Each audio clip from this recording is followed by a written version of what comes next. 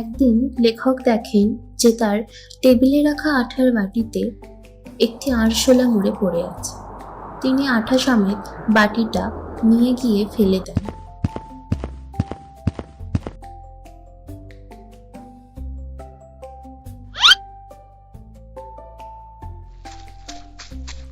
কিছুক্ষণ পর একটি পিঁপড়ে আঠাটার ওপর আসার চেষ্টা করে, কিন্তু তারাও আঠায় আটকে পড়ে। তারপর তারা তাদের দলের সকল পিঁপড়েকে ডাকে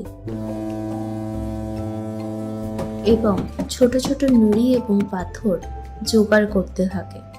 এইভাবে 2 ঘন্টা কেটে যায়। তারপর দেখা যায় পিঁপড়েগুলো নুড়ি ও কাপড় নিয়ে আঠার ওপর একটা রাস্তা করে ফেলেছে এবং আরশোলাটাকে নিজেদের খাদ্য হিসেবে বেছে নিতে পেরেছে।